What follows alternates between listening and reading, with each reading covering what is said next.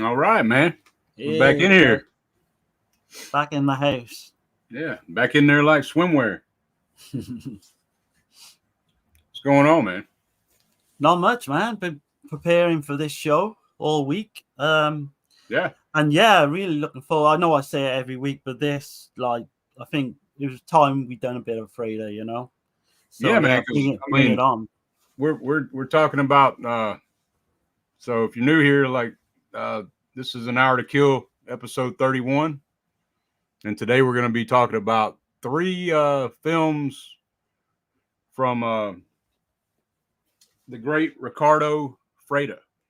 Uh, and at one point, man, he was like the most paid Italian director in Italy. Yeah. If you hear him say it, he was. So I don't know if that's true or not, but it come out of his mouth. So that's kind of when I went by a little bit on certain things. And uh, but the first film we're going to talk about is The Ghost from 1963. The second film is going to be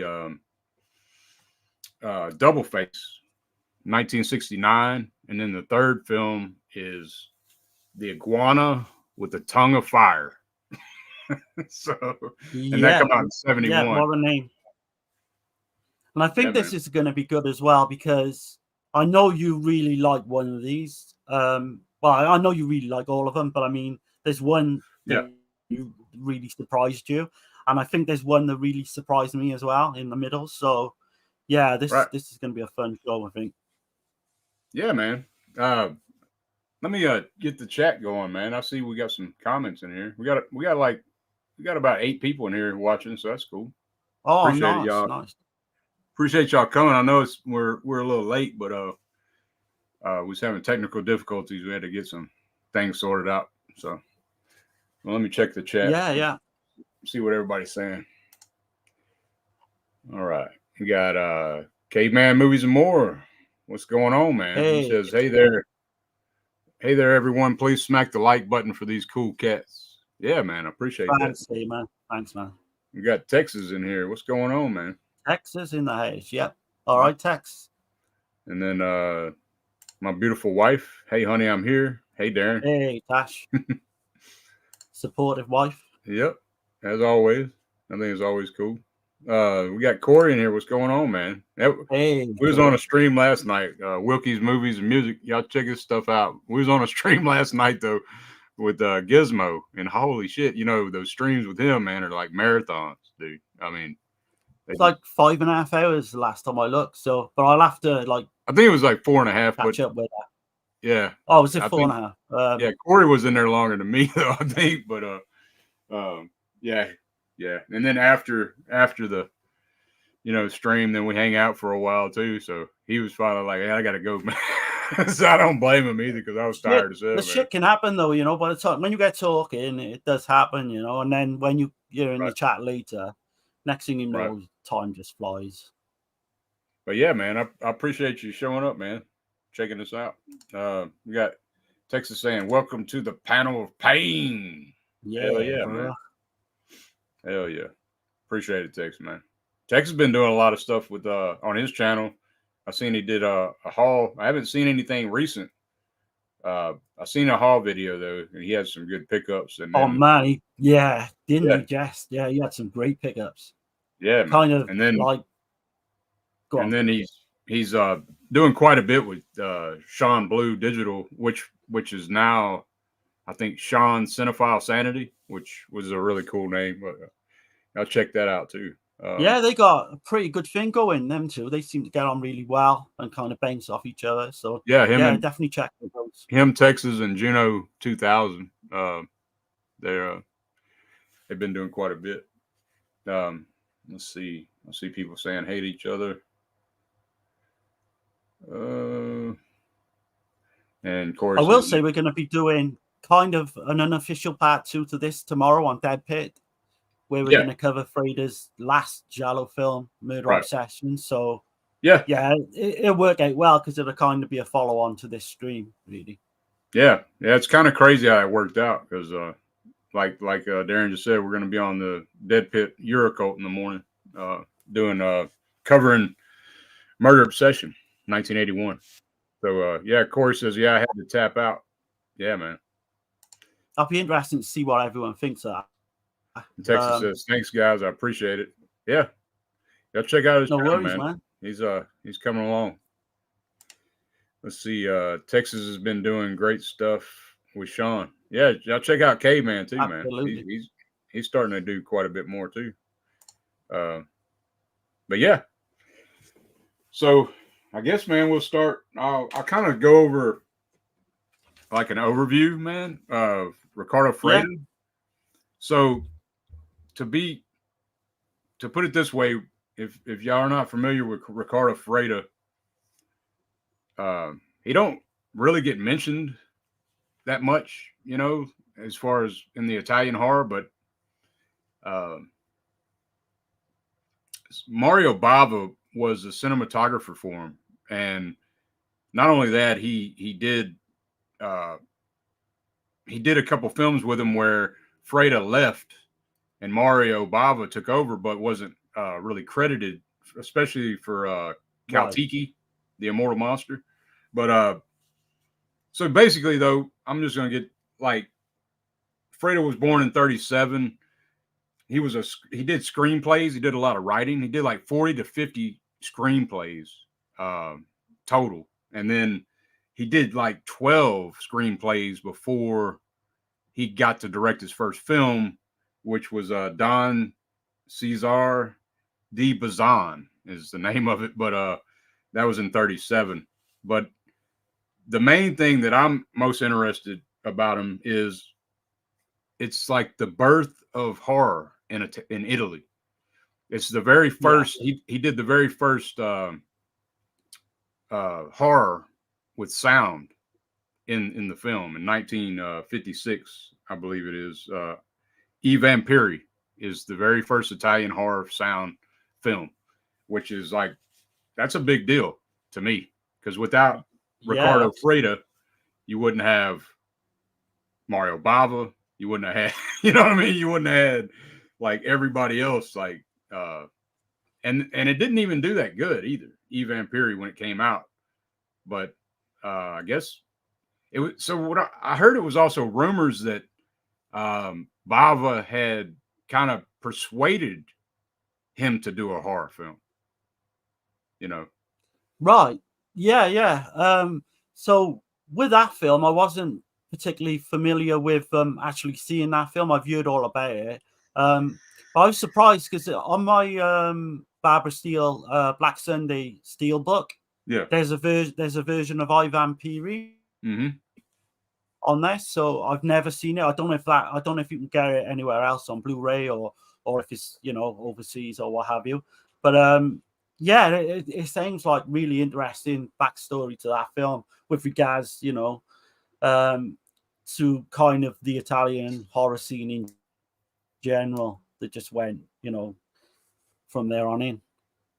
Yeah, he was born in Alexandria, Egypt, and his parents were Italian, and then they moved to Rome, and then he started out in a school where he was in the art school where he was a sculptor, and it was like a pretty prestigious school too.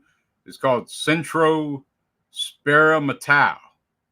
So he was a sculptor. He was an art critic. That's how he got, before he started writing screenplays, and then he just got his foot in the door that way. He was a multi-genre director. So he did like comedy, historical drama, historical adventure, musical comedies, crime, melodramas, Italian horror. I mean, he did sword and sandal films. I mean, this dude's got a ton of damn films under his belt, you know. Very much like Lucille Fulci in that regard. Yeah. Yeah, and Mario Bava, you know, you think about it. Yeah, absolutely. Yeah. Right. But and that's the thing, like, it's like Bava was kind of like his protege, but Bava surpassed him enormously, you know. But without the shadow of a doubt, yeah. Yeah. Yeah, He learned a lot. did. Bava learned all the tricks of the trade off Freda. But Right. like you say, he just went on to surpass him in every like conceivable Yeah. level, really. I mean, that's the thing too, though, with Freda. Like, I'm listening to this interview with him, and maybe he was just a bit bitter, but he said that he had no friends. He had one guy that he considered a friend, and that was a guy named Ricardo Giuliano. I might be butchering that name. No, that's fine. Yeah. Or Gualino, but that guy was a businessman. He was a producer, but that was the only friend he said on that interview. And I was like, "Whoa, shit, man!" And he was cool with Baba, but then I guess when Baba left and was like, did Black Sunday, I guess things kind of went south. But yeah. but yeah, man, I mean, he has some really damn good. His most proud of film, though, I just got to say, because he, was Les Miserables. That French, it's like it looks like Les Miserables, but it's Les Miserables or something. That's his most proud of film. Right. Okay. From 1948. Yeah. That was the one that he was most proud of. And so Kaltiki, I have that right here, by the way. So he did this film. He started doing this film, Kaltiki, the Immortal Monster. And during filming, he just left, man. He left Bava with it. So Bava ended up finishing this film. So you could say unofficially this was his first film, Mario Bava. But he just left him with it. There was no reason given for that. He had other projects going on, and right, so he felt comfortable leaving. From what he said was he wanted to give his friend a chance to direct. But if that's the case, then why wouldn't he credit him? You know what I'm saying? Like, I don't know, strange. But yeah. So he wanted to make films in the fantastique style of making films.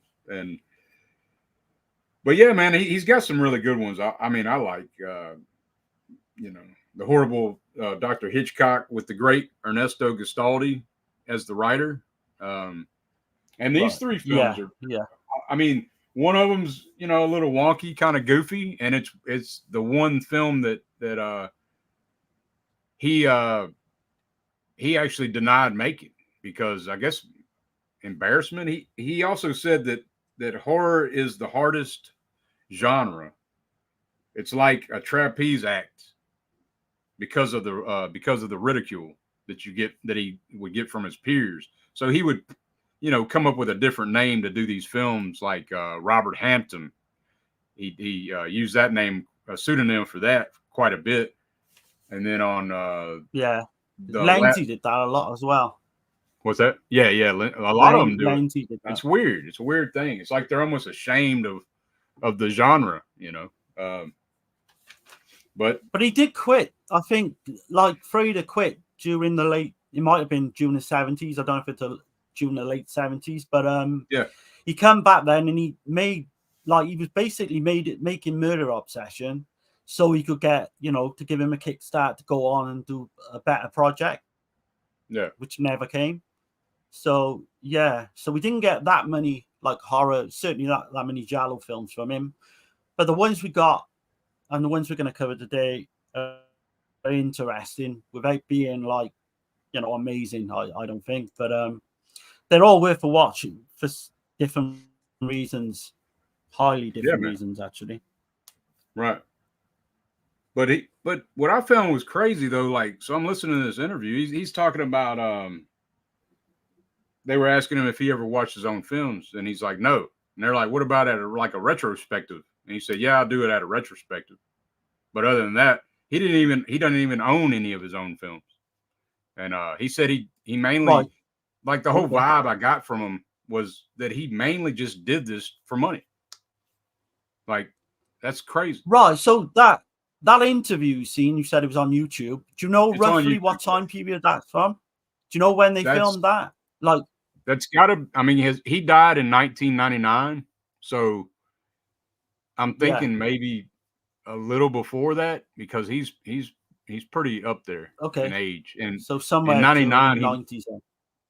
So he died at 90, at age 90. But yeah, man. I mean, right. So definitely. Do you think he was bitter with Bava going on and having so much more success than himself? I don't know. I mean, he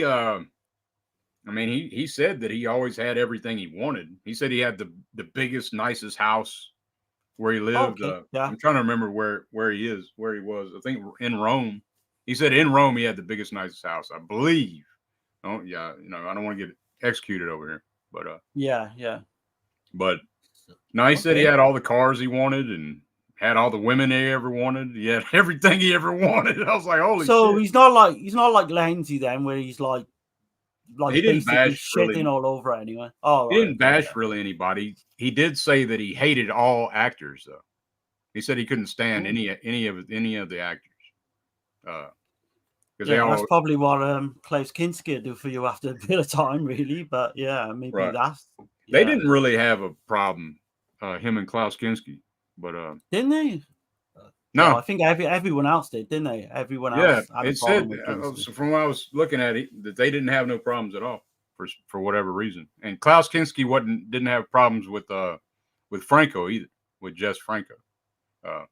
Right. Okay. Yeah. Well, we'll come into that as well. There's some mad stories with him involved. But yeah, man, that's kind of like just a brief overview of Ricardo Freda. Trying to make sure I didn't leave nothing out. He said nothing. He said if a director is not liked by the press, what advice do you give them? He said nothing. Just don't give a damn about them. Continue doing your job as you know how. Don't worry about others' reactions or you're screwed. So right, yeah, that comes into play today as well. Right. With the Ghost, is there any Blu-ray release or DVD release of this proper? Because this is the only way I got it. It's on this 50 pack. Oh wow, yeah. I don't have a physical copy of this. I watched the Ghost on. Probably the same print then as mine. I watched it on Tubi. It's on Tubi. Was it all scratched up and shit? It wasn't the best, but it wasn't the worst. I mean, I kind of, I grew up watching shit like that, so it didn't really bother me. But it wasn't too bad. There's a Spanish version of it, and then I think it's an Italian version, and then there's also the English version. But anyway, let me catch the chat right quick. Yeah. We got Madness Comic Network. What's going on, man? Hey, man. And let's see. And Caveman says, because horses. Yes, I did see a thumbnail of that. I was like doing my notes earlier. Yeah, he's got a new video of because horses. So yeah, I think I've seen the picture of that as well. Yeah, man. Let's see.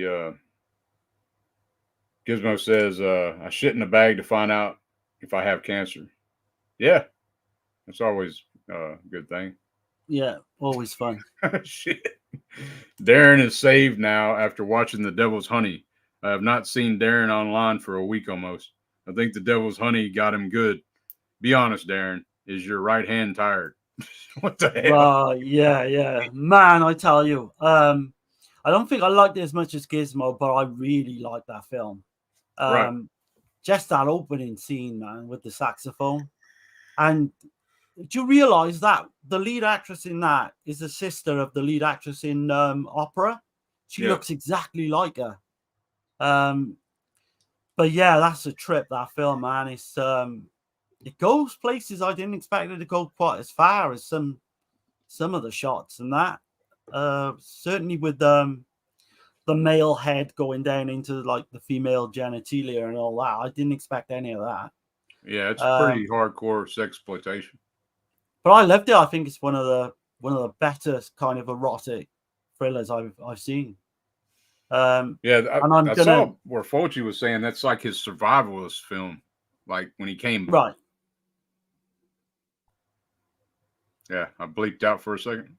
Yeah, it's only a split sec. You're back. You're back. Yeah, yeah, that was like his. He said that was like his survival film, and he, you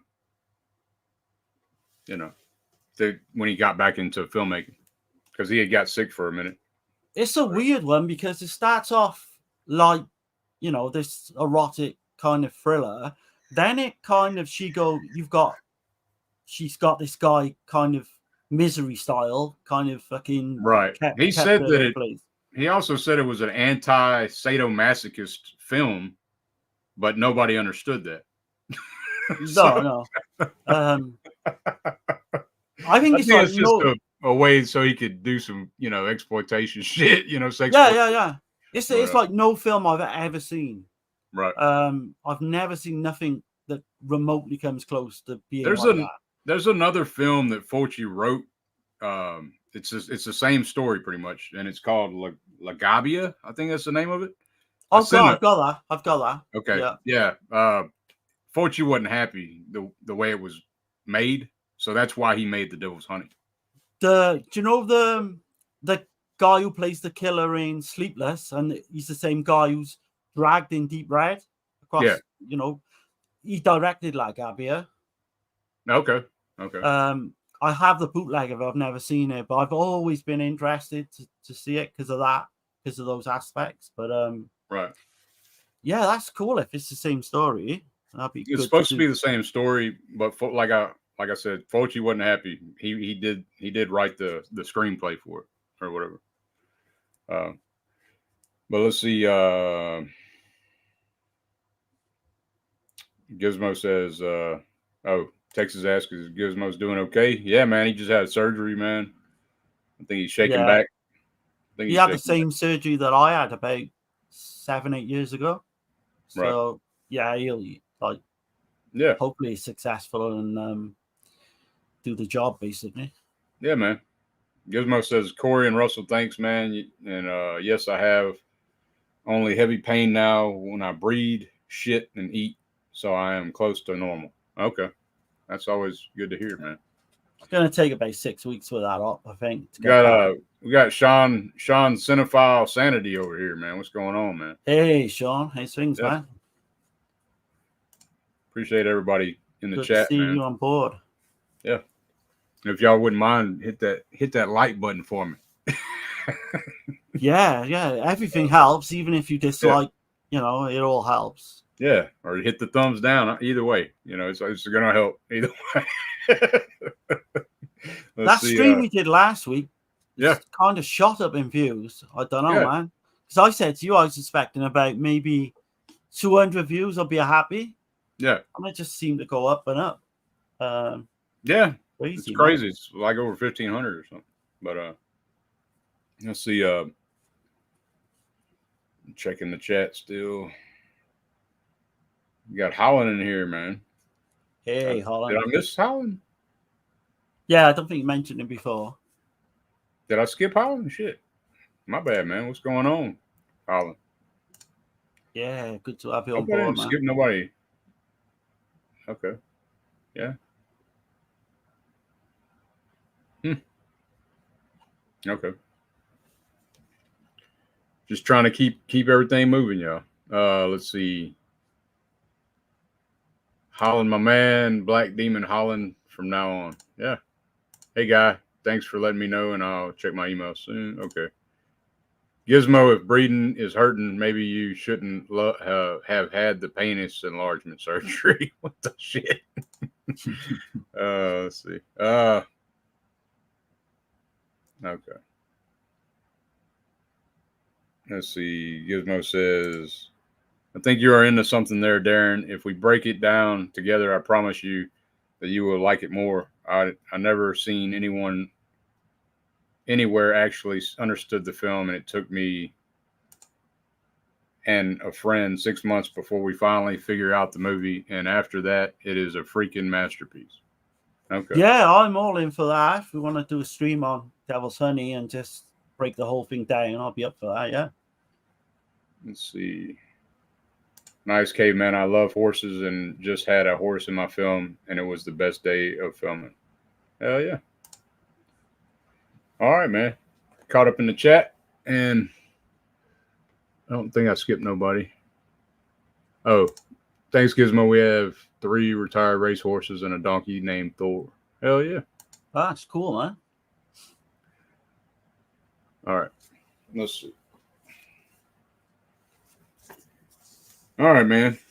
So we're going to be talking about The Ghost. Yeah, The Ghost. 1963. Ricardo Freda. Of course, or Robert Hampton, I guess you could say.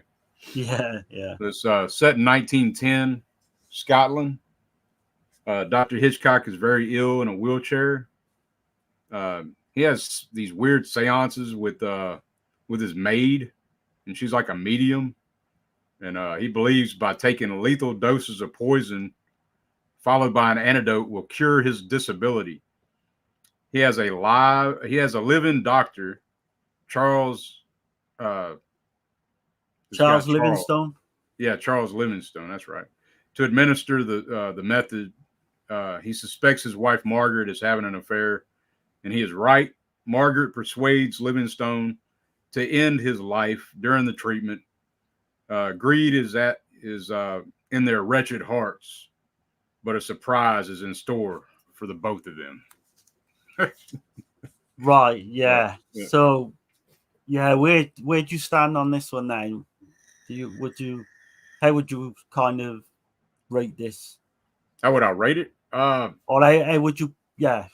Kind of. Would you put it up there with the likes of early Bava, maybe? Or it's not as strong. I like it. I do like it. I think that Bava's gothic. It's gothic horror, but it's also like that movie Diabolique from 1955. Right. Yeah. It's similar to that, same plot point in a way. Hope that right. Don't yeah. Hope it don't run for anybody. If they've seen Diabolique, I probably did. But no, I think spoilers is okay. Yeah, it's a loose a loose reimagining, I guess you'd say. But. Yeah. I think this film is basically it's inspired loads of other films, and I'll come on to it when we come on to my notes and that. Yeah, there's at least 3 or 4 films that it's hard to like say that's it, because we'll come on to different scenes now in a bit to say that wasn't inspired by such and such a film and such a film. So I think it's important in that regards. For me, like I would like to see it in a better print to have to give a better opinion. It needs a good cleanup. I feel like it'll come because they just did the horrible Dr. Hitchcock Vinegar Syndrome, right? Which I did pre-order that, so nice. Yeah. So I think this is like going to be an acquired taste for some people because it is going to be a slow, gothic kind of drawn out tale. Yeah. But if you do like that, there's lots to like. I can imagine a good cleanup on it though, man. It's going to look amazing. You know what I mean? Because it's like it's filled with atmosphere. It's like the kind of there. I cut out for a second. Yeah, you're back. Yeah, it's just filled with like the haunted house type of look. There's one scene that I swear, I mean, me and you was talking about it before. It looks like the Changeling might have got it from this film. I'll tell you what, Peter Medak must have seen this film. Right. Because there's no denying that scene with the wheelchair at the top of the stairs and then it comes down the stairs. He must have seen that, and such an iconic scene for the Changeling as well. Yeah. Plus, in the Changeling, you actually have a ball coming down the stairs but that wheelchair at the end, there's no denying that, man. Just no denying that. Yeah, it's pretty solid, man. I couldn't find a whole lot of information. I will say though, the name though, what the guy's name. I was gonna mention I'm kind of everywhere right now. Sorry. That's all, So man. so you have Barbara Steele as Margaret. You have Peter Baldwin, and is that like Peter Baldwin? Is that like the father of the Baldwins? Like I was wondering that shit. I don't know. I have no idea on that one. Dr. Charles Lemonstone. You got Harriet Medine. She's playing Catherine Wood. She's playing the maid. And you got Aleo Jada, which is Dr. John Hitchcock, and he's like he's right.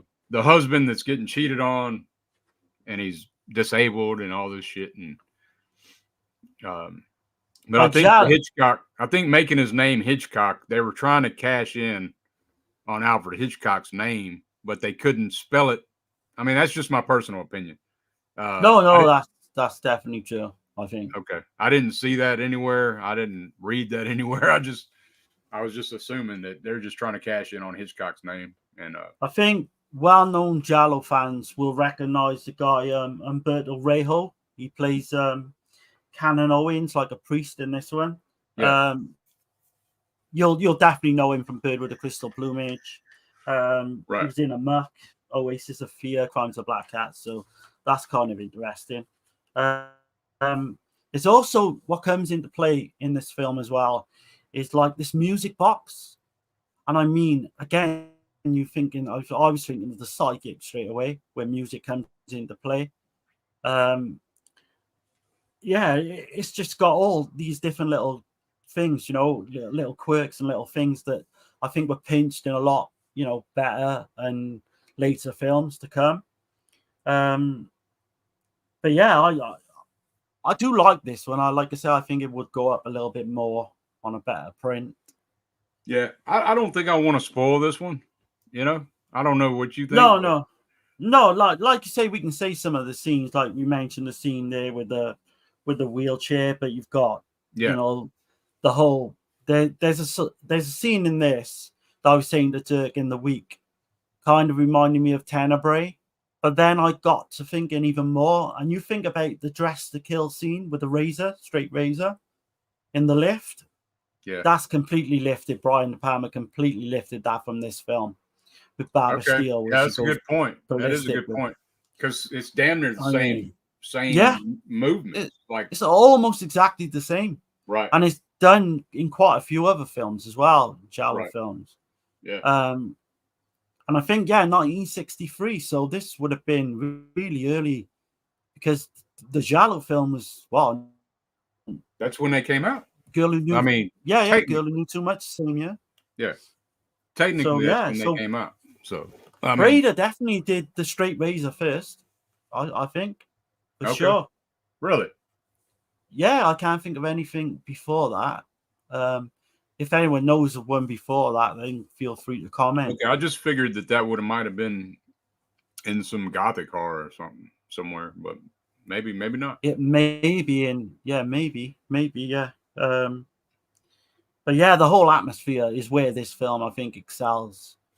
They've, again, we're not going to go too much spoilers, but no, there's a plot point where they basically have to go down into this guy's coffin.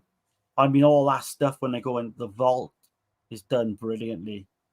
It kind of reminds me, a lot of it does remind me of Bava, which makes total sense. Really. It does. It reminds me kind of like Black Sunday vibes in a way. Like it really does. It goes well actually with Black Sunday. This film would go really well together, hand in hand, I think. But yeah, and then I'm trying to word this now without giving too much away. But obviously, there's a ghost, in the title, and there's a ghost in the film. Yeah.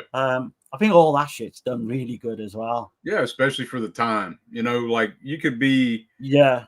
You can be like a snob and be like, well, that looks so fake and shit. You got to kind of like, forget about CGI bullshit. Like let's think about the time. Like everything's in the context of time when you watching film. Like that's what I do anyway. I try to go to that time like I'm an audience member from that time. I try to do that. It makes the experience a little better for me, And Well, instead of that's a sign of a good film is when you can just go into that film and just 90 minutes you're in that film. You know, you're experiencing everything with them. That's right. kind of like zone I try to get into as well. But yeah, like you say, that Straight Razor, man, you got Phenomena, Tenebrae, just reminds me completely of that. No, I mean, House on the Edge of the Park. There's so many films with the Yeah. straight blade. I mean, you got maybe Jack the Ripper too, right? I mean, he had Maybe he had scalpels and medical right. instruments to kill. He was a surgeon or whatever, but Yeah. But yeah, so there's a lot of interesting stuff in this as well. a great But you performance got by everybody too. Like Barbara Still I kills it. think so. Yeah. Yeah, Well, she nails it. she's never done a bad film, I don't think. From I what haven't I've never seen seen a bad performance with her. She always elevates the film every time. Yeah, right through the cast, like you say. Even the priest Canon Owens that will play, Umberto Rejo, he's not in a big part for him, but yeah, he nails that as well. Kind of, I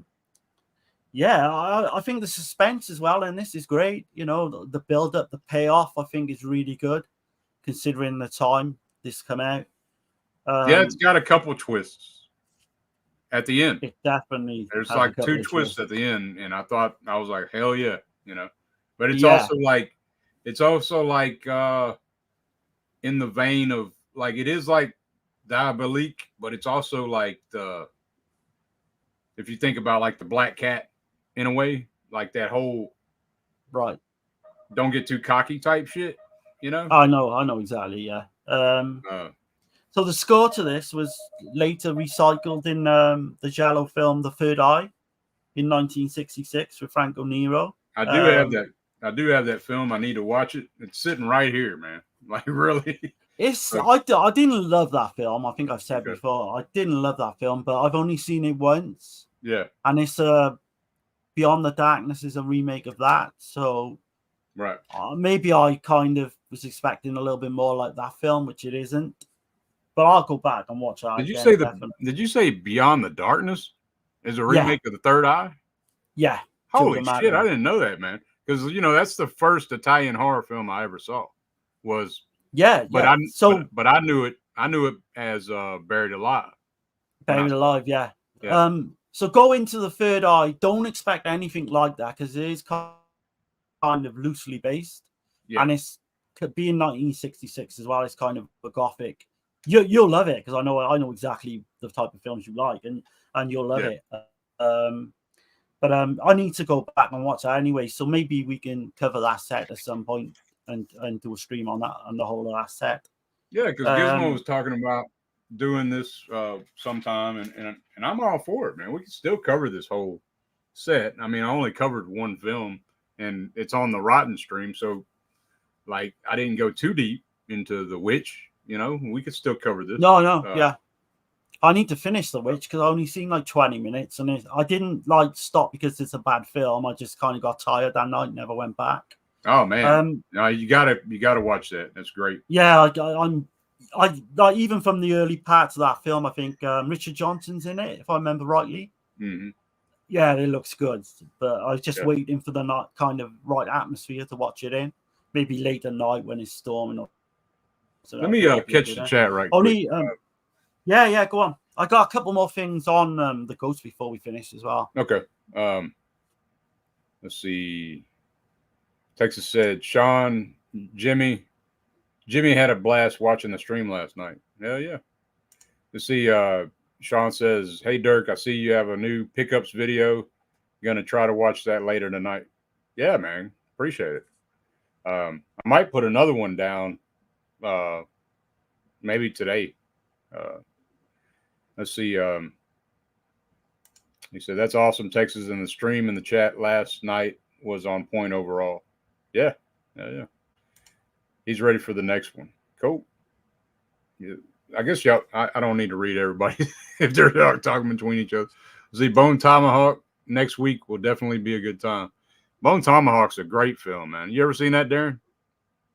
No, I've never seen that one. Oh man. Oh shit, dude. That's it's a Western, but it's like a it's like a horror western kind of. Oh, I'd say cannibal like horror. It's definitely brutal as shit. And I'll say that it's a trip. I've heard good things. Yeah, Yeah, it's really good. It's Craig as Craig Zoller. Oh, okay. Yeah.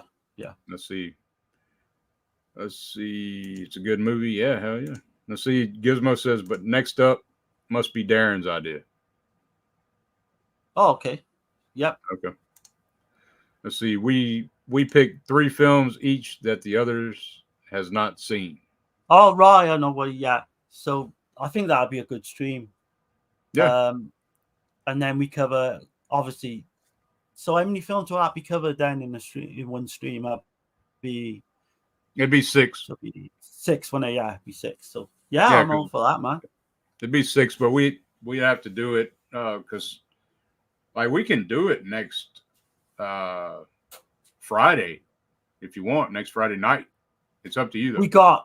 I know we got something with Chris C coming up later on in the week with the De Palma films. This week? I don't know if you want to do it. Yeah. I didn't know it was this week. Basically, I think he's gonna get his day off because I said to him do it later on in the week. So give me and Dirk a chance to watch the films. Okay, well we'll figure it out. But we could do it the following Friday if you want. Yeah, we'll talk about it. I guess after the stream or whatever. And I mean, it wouldn't be too taxing either because it's not as if we're going to be going through every film bit by bit. We'll just kind of give our views and that. So yeah, that'd be good. Let's see. Gizmo says, let's see. There's a blob problem online in 1 hour. It is spreading to UK and US at the same time this time around. There will be 9 films. It'll be 6 films. Because if I bring 3, if I tell you to watch 3 films, that don't mean I gotta watch them. I've already seen them. So everyone will be watching. Yeah, but we'll be discussing obviously 9 films, but everyone will be watching. Be discussing 9. I'll say no. I don't know if you rewatch. But I was saying like we only have to watch 6. Yeah. And it won't be like we'll go over the obviously different plot points and stuff, but it won't be like our deep dives we do on. Yeah. Oh, I guess no. Gizmo's right. So we each watch 3. So we only got to watch 3 films. Okay. Yeah, but it's weird, but we'll be discussing obviously 9. Okay. Okay. Let's see. Caveman says I got Bone Tomahawk from Miss Caveman. I was hoping it wasn't horror so I could watch it. It's there's nothing wrong with horror, Caveman. There's really nothing. Yeah, I don't know really what horror though. I mean, there's a couple of scenes, but it's not. I mean, it's a western, but it's not just a horror movie. You know, it's a great film though. It really is. I don't know what Caveman's taste is. I don't know if does he like thrillers and stuff like that. He likes he likes stuff like that. I believe he likes thrillers and action and crime noirs and shit like that, you know. But right, yeah. So basically, I've just got a couple of things on the Ghost. Yeah. So, Kiss of Death. There's a film called Kiss of Death, I think, from the 1940s, and The Telltale Heart from I think 1960. They used that like music kind of music box kind of thing, right? In that, and that's great too, by the way. Yeah. Death Smiles on a Murderer, the Joe D'Amato film. That's another one that kind of apes that slashing, you know, like Dress to Kill. And Renato Policelli's Mania from 1974, it's a giallo film. It's basically got a surprisingly similar plot to this, but I've never seen it, so okay. Yeah, I look forward to trying. What's the name of that one? Mania. Mania. You can get it on Rare Lust if you're interested. I could probably. I'm not sure if there's. Go on, sorry. It might be on Tubi. You know, I mean. Yeah, if you can get, I can't get a sub version of it anywhere, basically. So, right. But it's going to be interesting if it's. But yeah, that's basically what I got on that one. Gizmo says, the yeah, ghost. but 9 films for a stream. Okay, that's cool. That'll work. Yeah. And Sean says, So what was that? go on? I was gonna say, what would you give out of 10? The Ghost. Oh, As I we give the sum it up. Ghost. I'll give it a. It's better. It's better than average. I'll give it a 6.5. I'll do that. Yeah. Ooh, okay. Yeah. I'll go with a strong 5. Oh, really? Damn. Okay. Yeah, I kind of middle of the road with it, but I mean, that I could change. I didn't really figure it out. So usually when that happens, when I don't figure it out, because I didn't know nothing about the film going into it, which is the best way to watch a film. You know, Yeah. I didn't read anything about it. I've never watched a trailer. I just put the damn thing on and I didn't figure that shit out. And then when it does happen at the end, I was like, oh, okay. Yeah. That's what, I should have noticed a few things. Another thing we didn't mention as well, that the whole like seance kind of seems is creepy. That's like the Changeling too, though. Think about it. Yeah. Yeah. Exactly. Yeah. Whether the man's voice is really creepy when it's coming out of a woman. Right. But yeah. I would give it a slight recommend. Yeah, man. Yeah.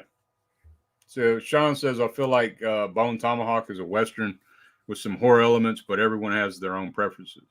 Yeah, that's what I'm saying. There's a few crazy scenes. They're not too. I mean, well, there's a couple of scenes in it, but it's not. It's more of a Western, in my opinion, as well. So, let's see. Caveman says, I love thrillers and movies like Identity, Interview with a Vampire, anything action. Just don't like movies like The Exorcist. Oh, wow. Okay. I love Identity. Identity, you could say, is a slasher in some ways. Yeah, Identity's in that same horror vein in a way, But in a way, I'd say probably a suspense thriller. With heavy slasher like overtones. Yeah, it's got some. That's on the edge of horror, though. I mean, more. I would say it's more horror than Bone Tomahawk. But anyway, yeah, I guess we'll get into Double Face, man. So yeah, man. Oh, by the way, I was going to throw this up right quick. I got it. Just so everybody can see Ricardo Freda. So this is the legendary Ricardo Freda, one of the original pioneers of Italian horror cinema, period. But yeah, man. Definitely, yeah. So, you want to give a synopsis on yeah. So you've probably got the same version of me as the arrow. Let me see something. This glare. There we go. That'll work. There. Yeah, that's what I got. Yeah, it's Double Face. Yeah, you kept the same artwork as me. So yeah, this is kind of a German krimi. It was kind of marketed as. It's a fake one. Yeah. From a story that from a novel from Edgar Wallace. Exist. Yeah. So yeah, this one surprised me. Because I couldn't remember too much about it. I thought I kind of liked it. I was saying to Dirk earlier, and I went back on Letterboxd and realized that I give it a 3 out of 10 and didn't like it at all. But watching it for the stream now completely changed my mind in the positive direction. So, yeah, you've got a businessman's rich wife is killed in what he thinks is a car accident. After a period of mourning, he is led by several unscrupulous characters to believe that his wife is actually alive. So you've got the brilliant Claus Kinski in the lead here as John Alexander. Yeah, the infamous Claus Kinski. Which we will definitely be coming on to a lot. The infamous infant terrible of European cult cinema. the guy is just a legend, man. But Yeah. sometimes for not the right things, which we will come into. Did you realize, right? So Mr. Brown is played by a guy called Sidney Chaplin. Do you realize that was Charlie Chaplin's son? Yeah, I I was found like, that out. shit. I was like, holy shit. Yeah, I it's was crazy. blown away by that. But what I like in Uh, this as well, you've got the women in this. I know Dirk can't say too much because his wife's probably watching, but are yeah, so hot, I can say man. they're beautiful women in this movie. Yeah, you've got Christine Kruger who plays Christine. Barbara Nelly plays Alice. You've got Annabella Inconteria plays Liz. Margaret Lee plays Helen. They're all really, stunning women to look at. Yeah, I don't know how far you want to go. Do you want to go into this like scene by scene, or because No, I don't want to dissect it because this one is another one I don't want to spoil. Yeah, we want people to watch this one. Because I think this is a pretty solid Freda, and this is a true giallo. This is not like it was marketed as a crimi, Right. Yeah. But yeah. And again, he comes to direct this name with the name Robert Hampton. I don't. It's like it's so weird to me. Like it's basically an Americanized name of his own. That's the only way I can think of. Well, I'm just saying, like he don't want to face ridicule, like you know what I mean? Yeah. Like somebody, because this film is it has like it's like swinging. It's in 1969, so it's like swinging London. Sex, drugs, and pornography elements in this damn movie. You know what I'm saying? Like there's the whole absolutely. The John Alexander is played by Claus Kinski. You got the beautiful Margaret Lee, which is his wife, and like you said, Sidney Chaplin is Mr. Brown. But it's so weird because it's like they got married and they're like very much in love. So this John Alexander, he's like so in love with his wife, and then like a couple of years pass, I guess. Because what'd you think about that on the honeymoon though? Like that shit looks so shitty, man. Like that screen. Oh, with the projector. I will say they projected onto the back. There's fucking like black fucking lines you can see. Yeah, man, it's looked like shit. Like how the, you know what I mean? I don't understand because I've seen films older than this. Yeah, they do it good. They have the projection screen behind them, and it looked actually. They're supposed to be. I don't know what it is, tobogganing or whatever you call it, in like on this ski slope, and it looks awful, man. But you think they could touch that up today and do something a lot better? Even just a few touch-ups here and there could have made it look halfway reasonable, but it just looks so hokey. But it's when you come on to the next film as well, there's a lot of hokey stuff in the next one. Yeah, it's laughable. And then, so John is like, he's in love with his wife, but his wife's like this. She's extremely wealthy, and he's kind of like at her mercy. He's like stuck in between a rock and a hard place, and like a kept man, basically. Yeah. I mean, she can do whatever she wants to do, and it's pretty obvious that her friend Liz is, that they're doing shit together, and like so he's like sneaking around, spying on him and shit, like spying on him in the bath. They're having they're taking a bath together, kissing, and you're like, holy shit, what the hell? And this dude, he's not doing anything. Weird the way they met as well.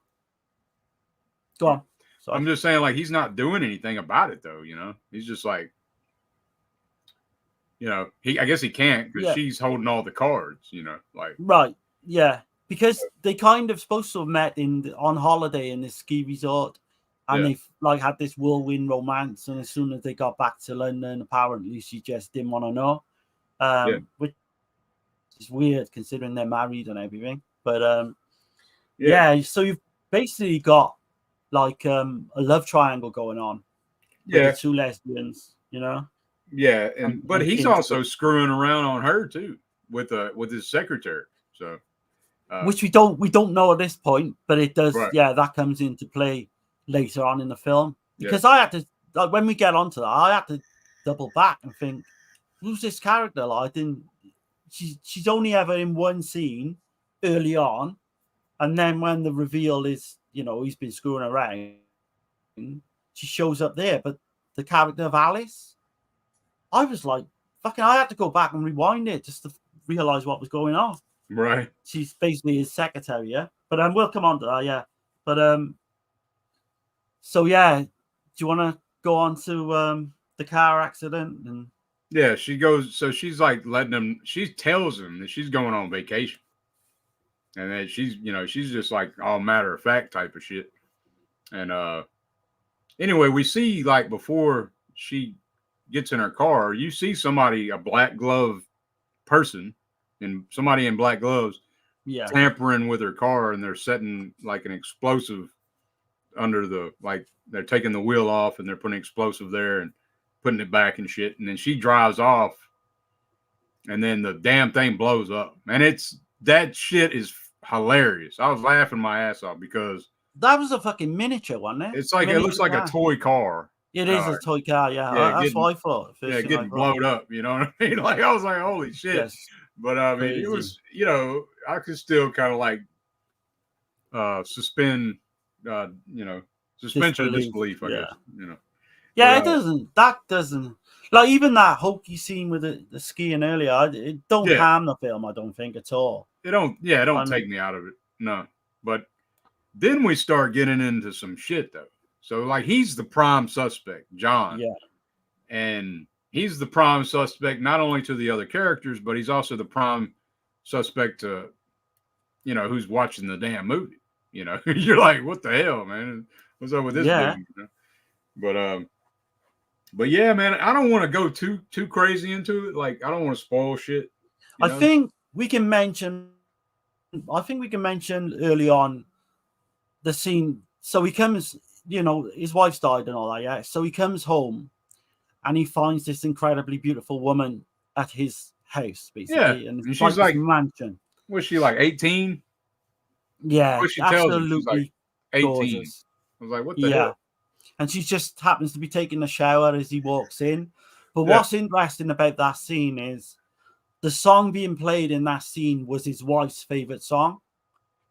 And it comes into play throughout the film, this like kind of a pop, like a foreign pop song, which I love. I love the score to this film. I think it's possibly one of the strongest points of the film. I think it's the score.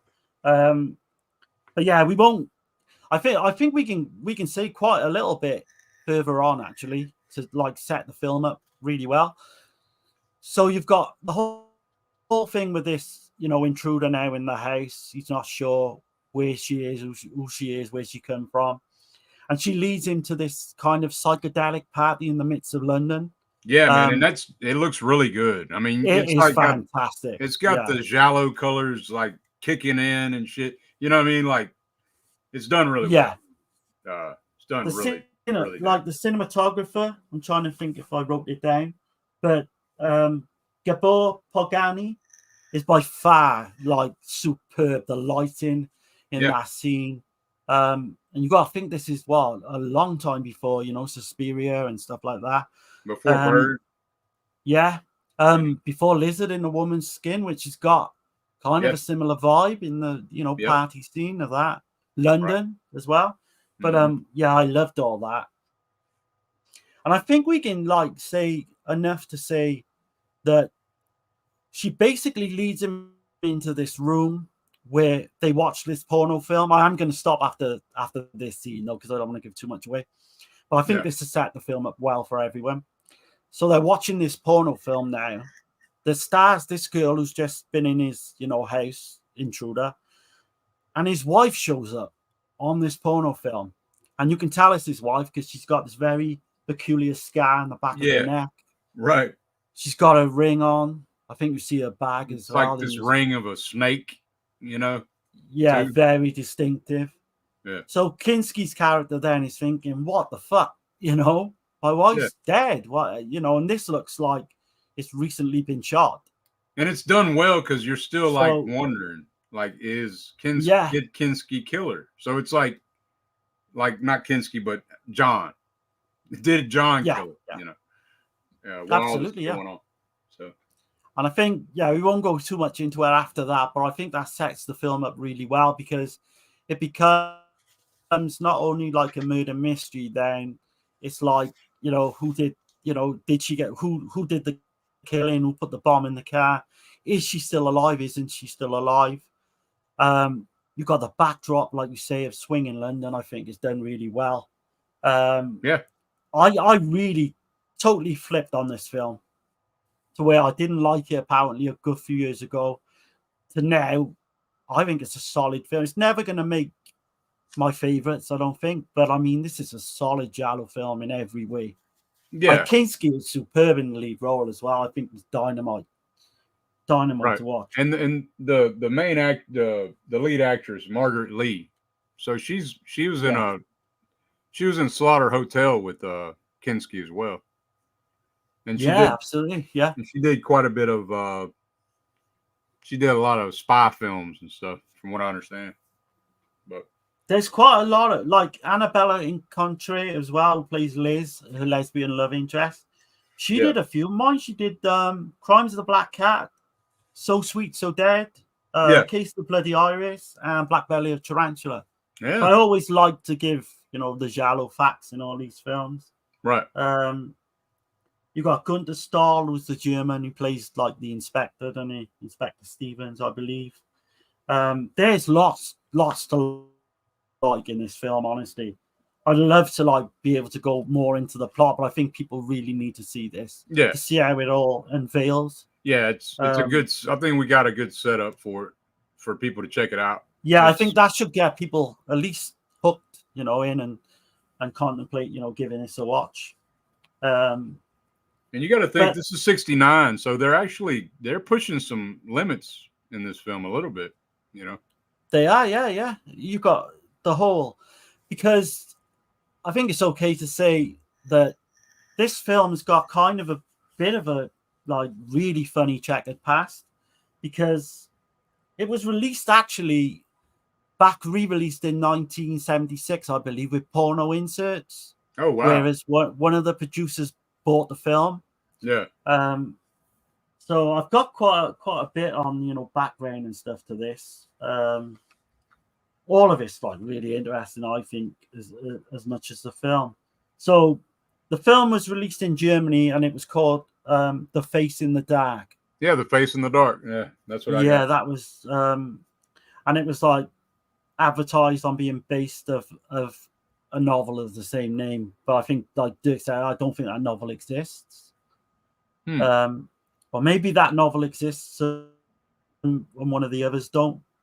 But yeah, there's a credit sequence as well, which featured the customary introduction of a series of Edgar Wallace films, whereas you get a sound of gunshots, you get blood red bullets holes appearing on the screen and forming the letters Edgar Wallace. I know it's not on our DVD or Blu-ray, Yeah, I didn't see and that. like So a metallic voice comes on there then and says, "Hello, this is like Edgar Wallace speaking." So I would oh love to have shit, seen all that. Yeah. wow. So I was Okay, doing a bit of a kind of a deep dive into it. I've got quite a bit if you want me to go on. yeah. Wallace is like no. Let Do you me want to do the go chat? ahead and Yeah, yeah. keep going. I'm gonna take a break for just a second. I'll be right back. Okay, yeah.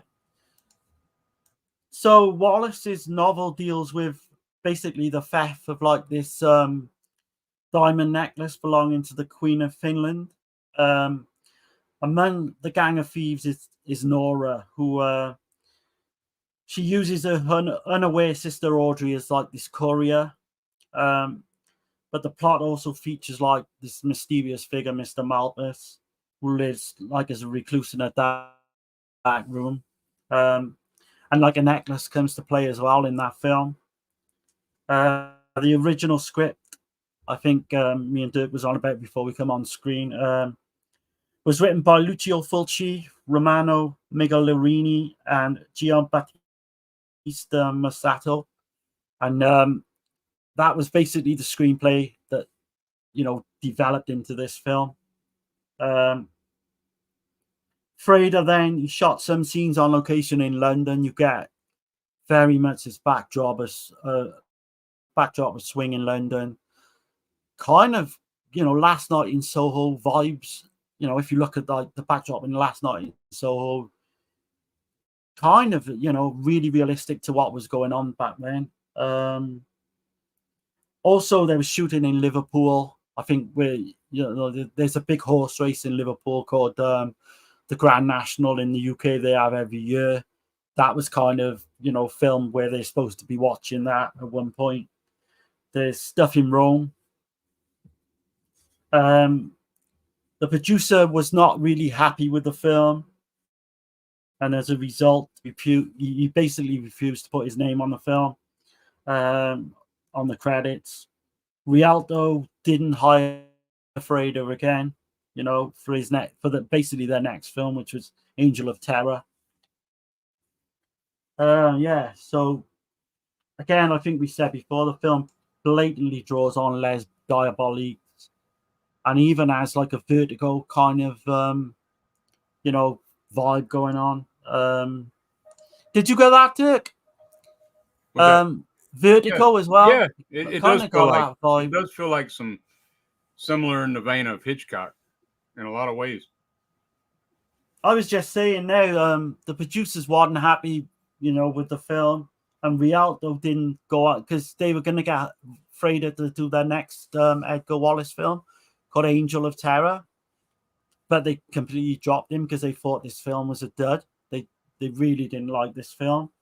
I imagine for the time it was kind of pushing some limits, and yeah, you know, they were like, no, hell no. We're not doing no more shit like this. But well, I've got some more stuff if you want. So the song Adopia for Sarah, I think it's actually the name of the film as well in some kind of regions. It's sung by Nora Orlandi, sorry. And like whenever Helen's presence comes, or you think Helen is in shot, that song clearly is visible throughout, which, you know, is a trait that he does with the ghost as well. Yeah. I got quite a bit on this. Freda shot double versions of certain scenes, so the pubic hair can only be seen in the foreign version. Oh wow! So where you've got the Italian girl on the bed, I think it's Alice. She keeps her panties on in the version we see, and only her breasts are basically exposed. But he did shoot two versions.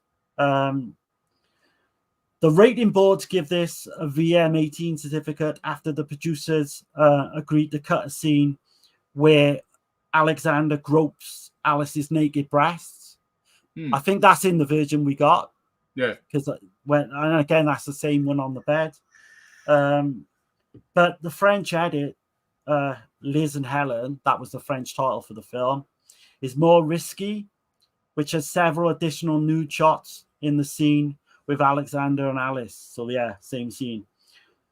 Also in two scenes in the lesbian porn film as well, there's different shots that go a little bit further. Yeah. So I thought all that was interesting. Yeah, he did shoot the porn scene twice. So just so I guess so we can get past the censors. The only other thing I got is it was released in early June 1969. It didn't do well in Germany as a crimmy, like we've mentioned, due to the 18 certificate. It was least successful Wallace film ever made up to that point. Oh, really? Yeah. The guy who acquired the rights was Robert de Nestle, who acquired the rights and added hardcore sex scenes in the 1996 release under the title Heat and Pleasure. Yeah, and in Italy, it did modest business, grossing over only 175 million lira. But that's basically what I got. I didn't want to go on too much, hopefully. Yeah. I was just going to touch on a few things with yeah, go for it, man. Claus Kinski. So he was known to have like a hair trigger. with actors and with other directors, and he would just fucking go off the handle, man, like crazy shit. But he was such a damn good talent that for decades he could just do whatever the fuck he wanted to do. And like they just kept hiring him, man, because he brought money. Like people love Klaus Kinski. He you know, he was born in Poland, but maybe was Herzog, I guess he might have been German, the director. Herzog was German, yeah. That's probably what the big fucking thing was between him and Kinski, is what I'm thinking. He made that big documentary, didn't he, with him? Yeah. Can't think of the name off hand, but like you said, I think they had like a fucking love-hate relationship, maybe. Yeah, they had a love-hate relationship, but what's so crazy is that both of them secretly this is rumors anyway, that they secretly were plotting to kill each other, to have each other killed. Yeah. That's insanity, man. I was amazed when you said that, but it makes complete sense because back in the late 70s, I think it was. I mean, at one point, people didn't want to hire him, and I mean, he got back into it. I think Troy Howard said in his book, he basically got back into the swing of things. I think he did a slasher film called Schizoid, which has kind of got giallo elements to it. Yeah, and he was trying to get back in. Yeah. So he's trying to get back into. Yeah. It is absolutely, but the guy was well known for being a complete fucking headball. I think Dirk said he was almost like people thought he was. Wasn't he classed as maybe insane at one point? He was clinically insane. In a mental home. Yeah, and basically come out of that, I think. But like for some reason, he was well known for groping. Go on. I was just gonna say, like, you know, so Werner Herzog, for anybody that don't know, he did Wrath of God with Kinski in 1972. He did Nosferatu the Vampire in 1979. That's just, I mean, I think they did some more, but that's the only two I wrote down. But for some reason, he got along with Jesus Franco. Right. Kinski did. He got along with him. He got along with Freda. I mean, there's nothing been reported anyway. Like, there's nothing said about if they liked each other, if they didn't like each other. But the way I understand from Freda's point of view is he didn't give a shit, and he didn't like any actor, so he probably wasn't cool with anybody, like, ever. Right. He was just there to do a job. You know, like that's the vibe I get from Freda. But even still, I still think he did some damn good work, man. I really do. I think he does in this film. He was basically well known for groping women on set as well, and maybe going a little bit further than just groping. You know, I will say. But Dirk was saying as well with his daughters. I don't know if you want to say that. Yeah, Kinski was also accused of molesting his daughters. It came out, which has come out fairly recently, I believe. Yeah. And you know, the guy's dead. He can't argue for himself or anything like that. But knowing his past history, I'll just put it this way: nothing would surprise me. Yeah. He had an affair on that Schizoid as well with the young girl Donna Wilkes. Oh, and yeah, she was pretty young. Yeah. 17, 18. And he's like, it's some weird shit because she's his daughter in the film. And in the film, she's like 15, right? 14, 15, something like that. 14, 15, maybe 16 at a push. Yeah. And because I remember listening to Troy Howard on one of his podcasts. So I don't know if he was allowed to put that in his book. I don't think he's put it in his book. But he did mention that was heavily, like, people knew about that, you know? Yeah. Knew about it. And she was also in Angel, in case anybody. Yeah. Jaws 2 as well is the big one she did. Yeah. Very baby faced as well, which makes it even more like, you know. If you go back and watch Schizoid, it makes it more chilling. Yeah, there's some cringe moments in Schizoid for sure. But like you say, you can't, you know, the guy was just fucking gold. I mean, this Great film, actor. he's I mean, outstanding. personal life, I don't really know. I wasn't there, but there's a big old. I mean, he's infamous for a reason. You know, I mean, there it can't just be. I mean, besides the fact though, I mean, he's a great actor. It's crazy, or he was. I mean, but let me catch the He's a chat. genius. I would say he's a genius actor. Yeah, yeah, go for it, man. Let me catch the chat right quick. Let's see. K-Man says. Gizmo says, "What happens if you punch the like button down? Gives a thumb down. Never tried it. Will I get blocked if I do?" Well, No, man. I no. think you just help the algorithm. Yeah, I mean, it's either way, up or down is gonna help. But and Caveman says, "You would never get blocked, Gizmo, unless you serenaded them with love songs." And then everybody's laughing. See, Darren, Gizmo says, "Darren, you seen the Giallo trash slasher Jack the Saint Ripper?" Jack the Saint Ripper.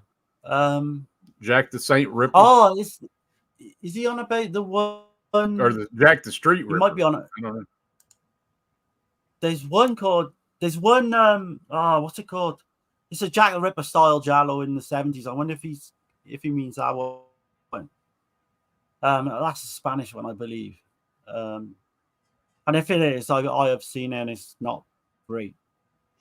Gizmo says, well, the most famous love story ever told, I already broke down to become a remake of American Psycho, and I don't know how anyone can see Titanic as something close to romantic. Oh, I thought you were talking about Romeo and Juliet or Audition, because I think that's a great love story too. I've not seen Audition. I need to see that, I think. Let's see. Actually, Titanic is a better film adaptation from American Psycho than the Bale film was, and it came out before also. Let's see. I would debate anyone about Titanic to make all of my points. I just can't. If you love the film, and you will start crying when I tell you the truth. Corey says, I've only ever watched that film once, Titanic. Titanic, yeah. It was a long-ass film. Let's see. Corey says, don't get Gizmo started on Titanic.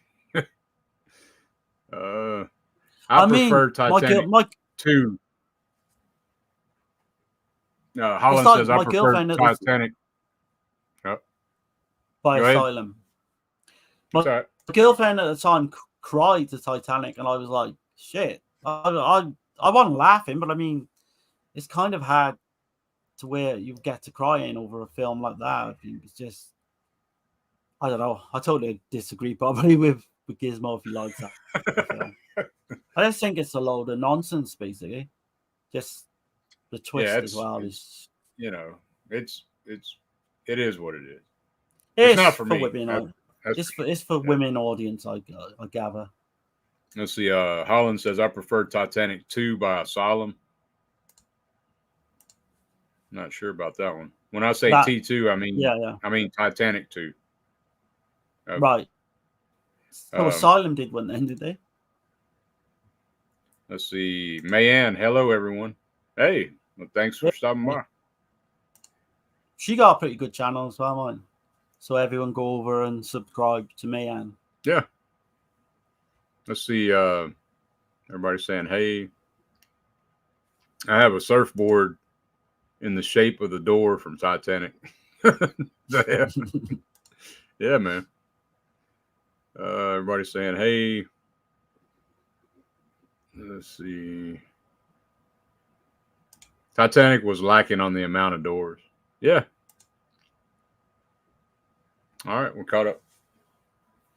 But yeah. So yeah, what would you give that out of 10 then? I forgot to give it. Or no, we did out of 10 on Ghost, didn't we? Yeah, we did. 6.5 out of 10 on the Ghost. On this one, I'm gonna go a solid 7, man.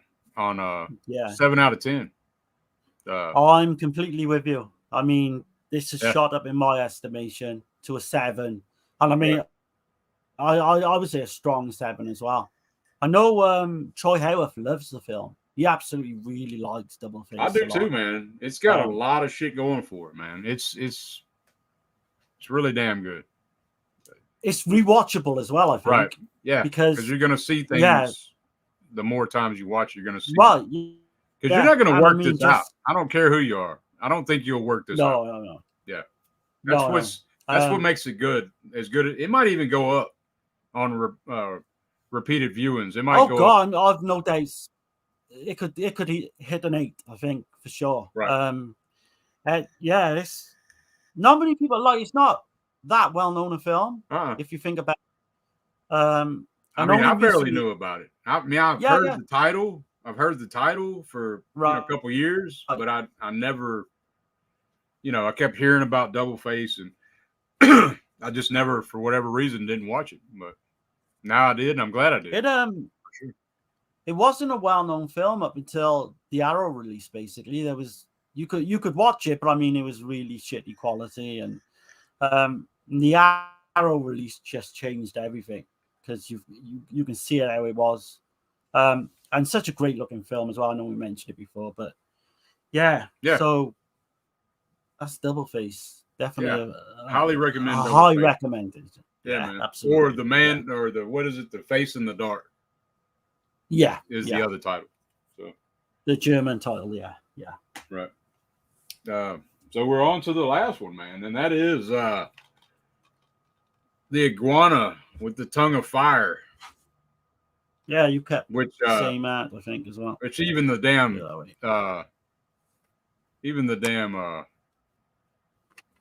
title don't make sense, to be honest, because it does kind of make sense, but then it don't. So yeah, I flipped my art too, because I kind of prefer the original. Yeah, I don't mind I did put the arrow artwork on here, right here. So did do that. Yeah, the original definitely the best artwork. Yeah. Let's see. I got some stuff going on here. We're going everywhere, all kind of places over here. Get it sorted out. Oh, okay, we're good. But yeah, I guess I'll do I'll lead this one off. This gem of a movie. This is more Dirk. I think Dirk. This is kind of because we were having a chat before. Yeah. And Dirk really likes this one. I like Double Face a little bit more, so it makes sense for Dirk to lead this one. I like Double Face. Don't get me wrong. Now I like Double Face more than this one. Okay, yeah. But I do like this one because I like this one the same way I like Umberto Lenzi's Eyeball. Yeah. It's in that kind of camp. It's campy. It's a campy giallo, basically. I kind of like the whole idea with the killer and shit, but we'll go ahead and get into it. So the Iguana with the Tongue of Fire, which, to be honest, like it should have been called the Chameleon with the Tongue of Fire. Yeah. For what happens in the film. So Ricardo Freda, this is the only film that he was that I see that he wasn't happy with. He even like denies making that he finished it. He said he walked and left the production, but other people said no, he finished the damn movie. But he went under the pseudonym Willie Pareto. So it's the only film he went under that name too. But so this one though is kind of interesting. It takes place in Dublin, Ireland, which I thought was pretty cool. Those Irish accents. Yeah, man, it's so funny seeing Luigi Pistilli with an Irish accent. Oh man, and it is awful as well. Some of the phrases he comes out with as well. Right. I think you wee Irish filly or something like it's crazy shit. It's funny though. It cracks me up. So this is like Luigi Pistilli's only leading role, I believe, where he's the actual lead of the film. Is it really? I didn't know that. I think so, man. That's what I had. I was like tripped out on that because, unless you want to consider your Vice, but I don't think he's the lead character in that. You know, He's kind of the twin lead, isn't he? I said, well, no, there's I 3 don't or think 4. he's really the lead. He's, Actually. you know what I mean? Yeah, you're right. Yeah, there's 3 or 4 that probably would be above him. Right. But yeah, you've not seen him in as well as like a police character. I don't know if he's ever played a police character before. Yeah, he's a detective. I'll go ahead and give the synopsis, and let's see. Let me save where the chat is. Make sure I skip another. Okay. All right. So a woman is found brutally murdered in the trunk of the Swiss ambassador Sobieski, in the trunk of his car, and later it comes to light that she was his mistress. So Inspector Lawrence suspects Sobieski to be the murderer, but he is untouchable because he has diplomatic immunity. So he brings in. So Inspector Lawrence brings in former Detective Norton, which is played by Luigi Pistilli, brings him in to solve the case, figure out what the hell is going on with this shit. And so you come out to find out that Norton was let go because he was pretty damn brutal in his interrogation tactics. So there's a kind of backstory of him where he's beating the shit out of this guy, trying to get information on some murders that the guy did. And then the guy gets a hold of his gun and blows his own brains out. So they kind of let him go because of that. I think it's hinted that his wife was murdered, this John Norton. Yeah. And he's interrogating the guy over Okay, I didn't catch that. I didn't catch that at all. Yeah, that's what I got out of it. But okay. Yeah. But and those are 2 good flashback scenes as well. Yeah. So yeah.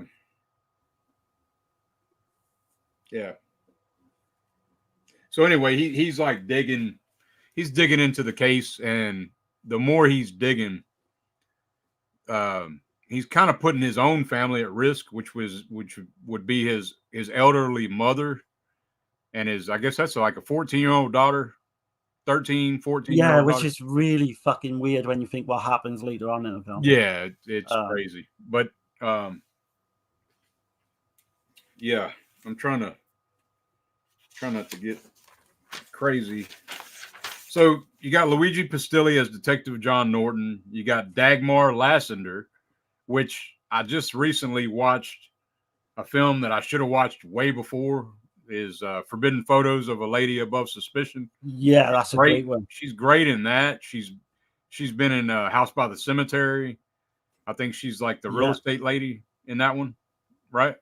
She's been in quite a lot. She's in The Black Cat. Absolutely stunning actress. She's an awesome actress, by the way. You got Anton Diffrin.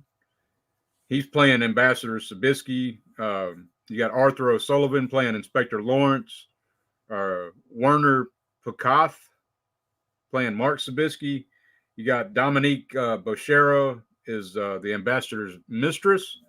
And then you have the great Valentina Cortese, which is she was in The Girl Who Knew Too Much, and she's an amazing actress. Highly recommend. She was in The Possessed as well, but Luigi Pizzoni. Yeah. Oh man, she's got such a fucking look to her. Is amazing, such a great actress, but she's got this real distinct, this on-screen presence. Like she steals the scene. She'll steal any chemistry. Scene. Yeah, she's amazing. Yeah, and it's funny to see her in this role because she's playing such a campy character in this role.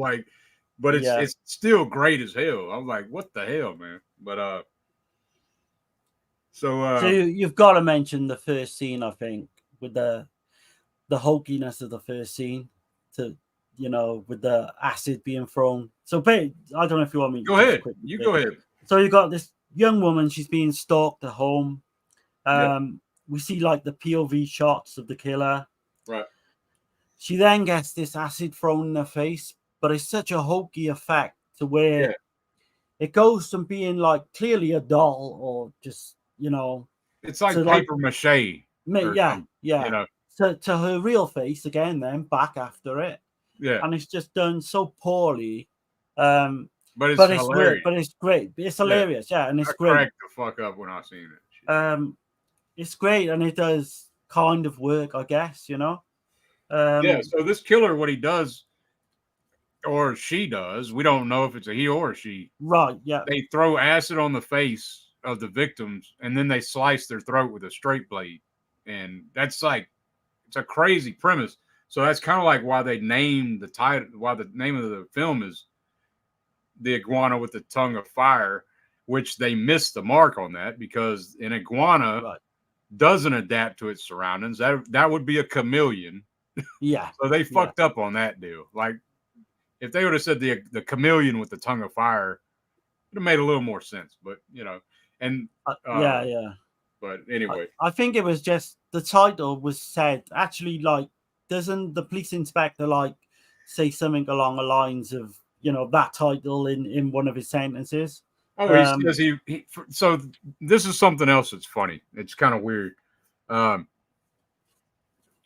the Inspector Lawrence, he says he was on a trip in Africa, and that he accidentally stepped on a iguana, and that's the reason why that he compares the killer to an iguana, and also that what was it? He said that the killer has to be a female or someone of color. Yeah. But what was the reason why? Like, I got it wrote down. Let me find it. It's very strange to like say that as well. Like, obviously very racist for the time, but yeah, that's what it is. He says that it has to be a woman or a person of color as the killer because he compared the killer to an iguana, which an iguana can surround it, you know, adapt to its surroundings. So that was his reasoning, that it has to be either a woman or a person of color. And I'm just like, what the fuck? Basically, what's going on, I think, is they had to have an animal in the title because of Dario Argento's success. Yeah. So they just kind of got this fucking thing they just made up. Basically. But I mean, they fucked up. They should have said chameleon. Like, who does that? You know what I mean? I know, but would chameleon with a tongue of fire work as well? It wouldn't, would it? Like, iguana does work as a title. I guess that's why they did that. So. But yeah, I don't know. I kind of like the chameleon with the tongue of fire because and a chameleon has that long ass tongue too. It does, yeah. But so the killer, you know, basically the killer's tongue of fire. We get a lot of heavy exposition from Inspector Lawrence saying that the damn the acid thrown on their faces is his tongue of fire. You know. Right. Yeah. But, it's like this film as well is completely fucking bonkers in the fact that it's hard to keep up with every sort of character. Characters come into it, then they go away. It's just absolutely completely fucking all over the place. But as Dirk said, it's still a must watch, I think, because of all the kind of bad things about it. Makes it so much watchable as well. It's the reasoning of Inspector Lawrence is like ridiculous. It's like, what the hell, man? But but it's a fun time, man. You're not gonna figure it out. I don't think you're gonna figure this one out because there's no way. Holy shit! There's so many characters they throw at you. There's so many red herrings that you're just like, what the fuck? You get dizzy, you know. And then I mean, without giving too much away, the killer's not really. Maybe in one scene before, they may be in one scene before. Yeah, they're not in the film very much for you to. That's why I mean it makes no sense. It's kind of a lazy way to do a giallo. You know what I'm saying? Yeah. But it's kind of like the same thing in Friday the 13th, though, if you think about it. Which it's actually a little better than that because it is. Yeah, it completely blindsides you, and you think, yeah, I totally agree. And we'll come on to that with the killer as well, which is hilarious, I think. Right. The whole look of the killer and yeah, there's another hokey scene as well with the singers murdered in the dressing room. Or sorry, that one's off camera, sorry, but there's another scene where you get like this completely hokey kind of murder scene set up. Yeah, you've got topless shots of Lysander, which is always great. I mean, but that Pastilli, if you watch this, I take it you didn't watch it with you watched it in the English dub, did you, Dirk? Yeah, I did. Is there an Italian dub? I didn't even check. I just hit play on this one. It's so hilarious. So it's just the English dub makes it great though. It's some funny shit. You've got John's mother as well. She kind of like tries to predict who the killer is. Because doesn't she read like Miss Marple books or something? You got that whole she's talking about Agatha Christie. Yeah. And she actually is talking about that she's done figured who the killer is and all this shit out. And so and her theory is funny as well. Right. Really, if you think about it. But it's yeah. So Stelvio Cipriani, is that you? Cipriani? Cipriani. Yeah. Yeah, he, so he snatched some of the score from Twitch of the Death Nerve and threw it in this. Right. Yeah. Yeah, definitely. I mean, it's so crazy how they did this movie. They made this movie, but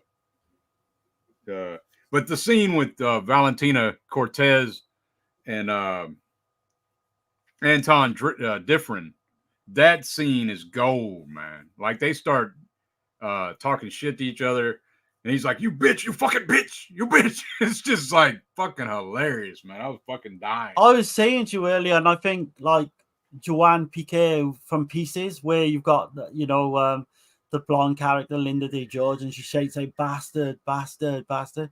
Maybe you got that from this because that scene's just as funny, I think.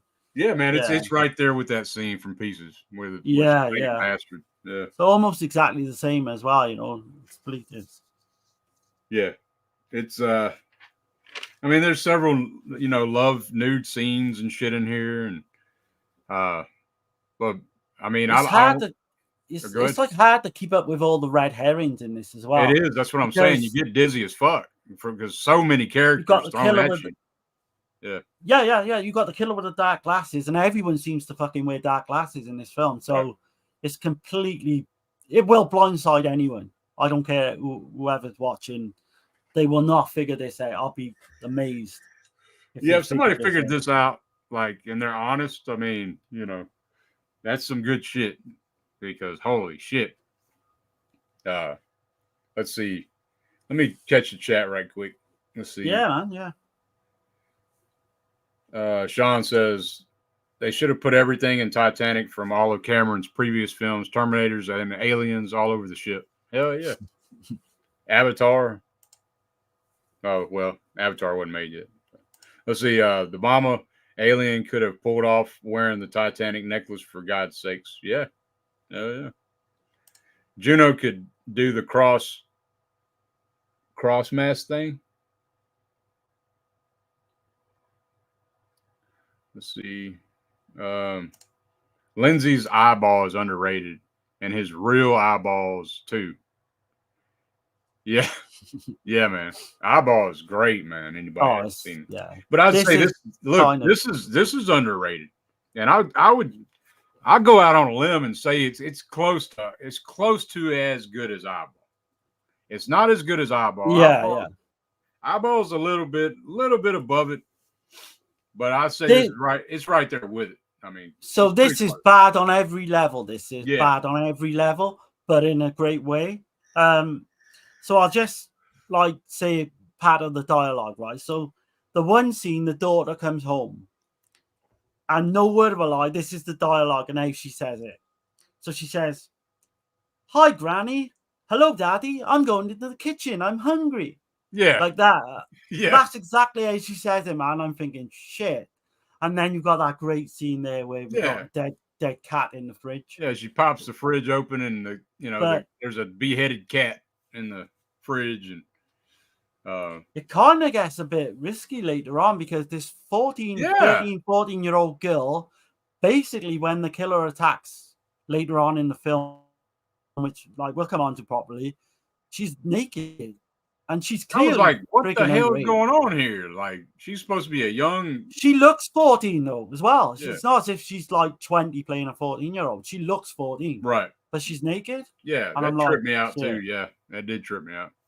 Let's see. K-Man says if he really wanted to divorce himself from the film, he should have changed his name to Milli Vanilli. Then no one would have believed he did any of it himself. Man says, learn your lizards. Yeah. Hell yeah. That's a big foul up that I do have. I mean, but this, we didn't even mention, I'll mention it in a minute. Let's see. Iguanas fall out of trees in Florida whenever it gets cold. Hell yeah. Let's see. That's why I can only vacation in Florida. Hell yeah. Couldn't live there. I'm afraid of those things. And you got all kind of shit in Florida. You got gators and those I couldn't stand the heat in Florida. Salamanders and shit. And we got salamanders here too. I live in Louisiana, so we got the same, pretty much the same shit as Florida. Let's see. K-Man says, yeah, man, that and cockroaches are Florida's state bird. Oh, Lord. Rose and Titanic as a bitch. Yeah. Gizmo's on that shit, man. Titanic is blowing up the chat at the moment. Yeah, he is on that damn Rose is a bitch. He's freaking friending on Twitter or something. But no, man, damn. Gizmo's funny when he gets into like a subject. Yeah, man. I lost my train of thought on the damn film. The doctor. The fucking doctor. Yeah. You know, when Luigi gets into it, he gets into a fight with somebody. Yeah. And he's got to go get sewn up and shit. And the doctor's all like overly, like this film is like trying to overly tell you the doctor is the killer. You know, you're like, if you've seen enough of these films, you know damn well that he's not. You know, it's just. And isn't he the same guy? Is the doctor the same guy that's in the film earlier? And he's like pops up in different scenes earlier, if I remember rightly, or was I confused? Because there's characters that just pop up from nowhere. Right. Like, yeah. And you don't know, and they're all given this red herring type, right, thing. And yeah, like he comes over there with a straight razor, Yeah. And he's all like, they're never gonna catch the killer. He's way too clever and all this shit. And you're like, man, what the fuck, you movie? I know better than that shit, I mean, that shit looks real though when they're sewing up his head. Yeah, it did, man. I was like, shit. Yeah. Yeah, that might have been real. They might have filmed somebody getting sewn up or some shit. Yeah. But no, yeah, I mean, I don't really have a whole lot more to go on this film, man. Yeah, I don't want to give too much of it. I don't want to give nothing away because, I mean, I gotta say, like, I seen this a couple years ago. I didn't remember, so that's never a good sign. But I had a much better time with it this time.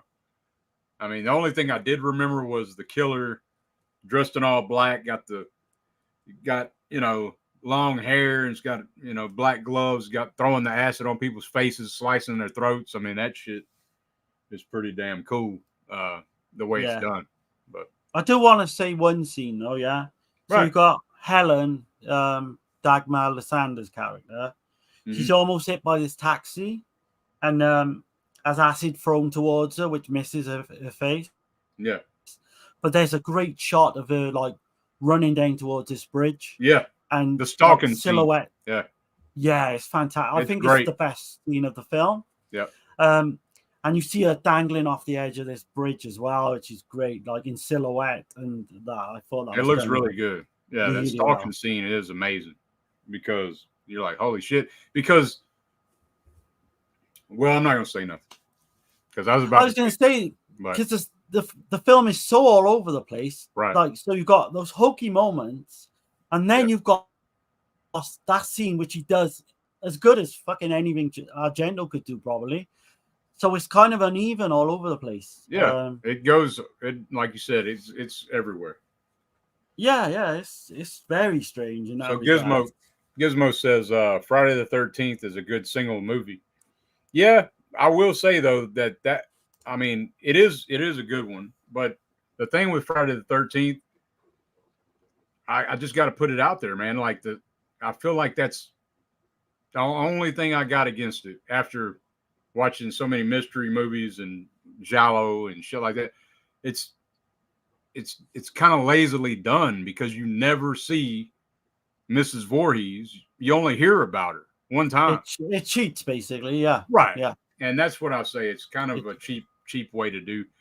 This movie kind of does that in a way, except you actually do see the killer, where Friday 13th you don't.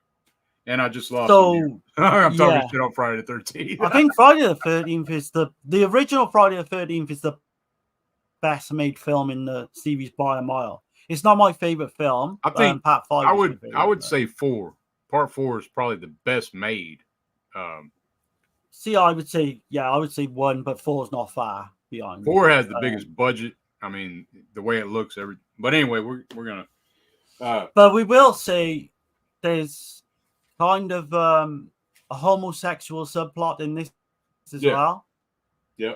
That's not spelled out for you, but I mean, you've got to really read into it to know. And do you want to, like, without giving the killer away, do you want to, like, because the appearance of the killer is fucking hilarious. Right. Like, well, I don't want to because we don't know, and they don't know if it's yeah. if But it's all I say then is the look of the killer in the end. You've got to see, and the way they go about things. Put it that way, it is hilarious.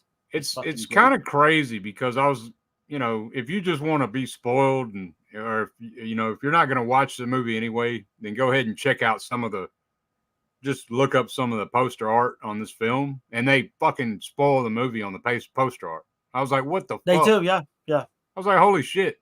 I had to make sure that I didn't, when I was picking the shit I was going to put on the thumbnails But and there's, shit. But there's a killer fucking twist right at the end. So keep watching because he does put in a really killer twist on top of that, which I really enjoyed. Yeah. Yeah, definitely. But yeah, man. Yeah, I don't really have nothing else to say about it, man. I think I'm glad we did this. I'm digging into Ricardo Freda.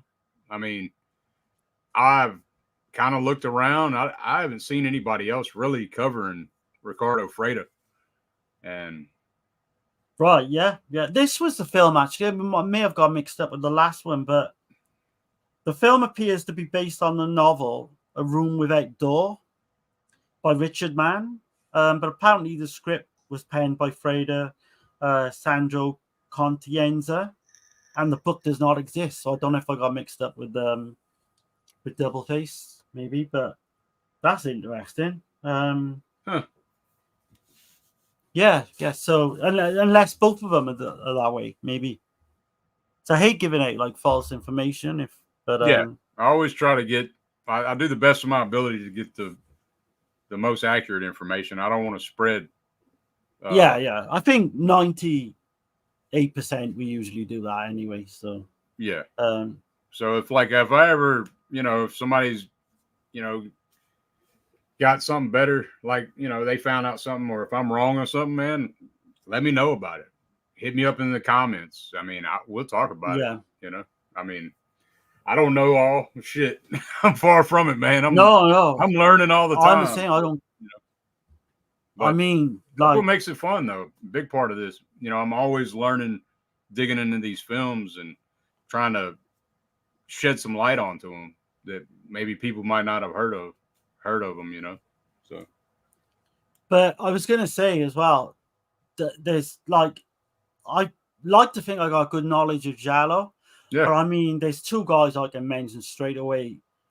Troy Howarth and a guy who we're going to have on again next week as a special guest, Richard. Yeah. Richard from Hello, This is a Doom Show. Yep. He fucking knows his shit.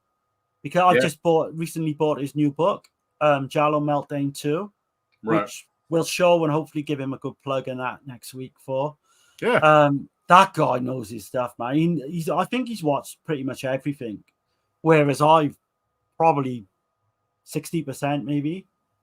Yeah, and his channel is Doom Moviethon, right? Doom Moviethon, yeah. Right. Yeah, he's got a great channel too, man. He does these he's pretty funny. He does these what is it, off the shelfie?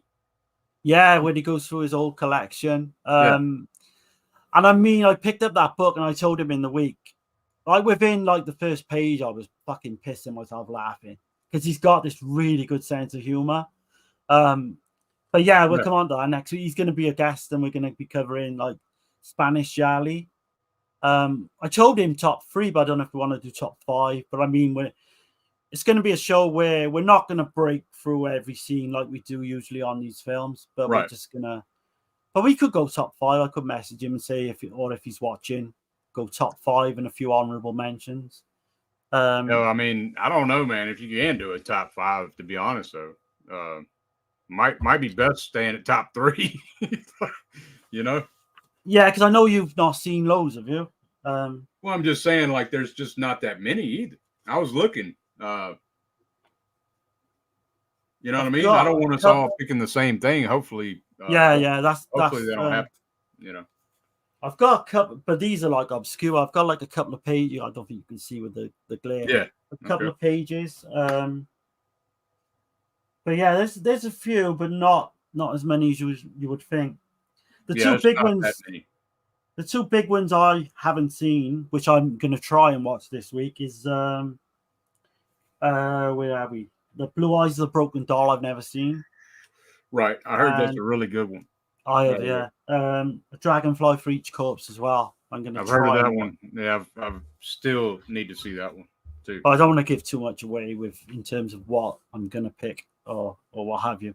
But that's something, to really look forward to next week. Yeah. Always a pleasure, man, to speak with Richard. Hell yeah. Yeah. Well, yeah, man, I guess we're going to get out of here and well, I got the chat. I'm gonna go through a couple of these. Yeah, go for it. Anyone got any quick questions they wanna, or you know, reviews they want, then just write them in the chat, man. Right. So we got Mayanne says, "Great stream, gentlemen. I appreciate it. Yeah. Cheers, thank you. Yeah, makes like every comment like that makes all the difference, man. It's why we're doing this to, you know." Yeah, and everybody check out her channel. She's got some great horror, like, you know, content. I've only recently subbed. I've only recently known of Mayanne because through Chris's streams. Yeah, but yeah, definitely go over there and give us some support. Hell yeah! And see, Gizmo says, "I'm an expert. I know everything. If you want to know what Rose had for dinner the night the boat sank, or how big Leo's penis is, just ask me." Yeah, thanks for the stream. Yeah, I guess we'll get out of here, y'all, and I appreciate everybody hanging out, chilling. Yeah, just another quick plug. If you want part 2 of this stream, unofficial part 2 tomorrow, Dead Pit. That's 3 p.m. UK time in the afternoon, but I think it's morning, obviously, for the American audience. So yeah, if you know, if you're not doing nothing on a Sunday morning and you want to tune in to hear about Murder Obsession, Ricardo Freda, then yeah, we'll happily welcome you along. Yeah, hell yeah, that'll be early in the AM. I wish we could get that changed. I don't mind. I wouldn't mind doing it late, but I think Steve likes to get it out of the way early. Well, I guess we're gonna head up out of here, and I just got to show this right quick. This little clip. I love this shit, and this is a good reason to watch. Check out Contraband if you've never seen it, and this is one damn good reason right here.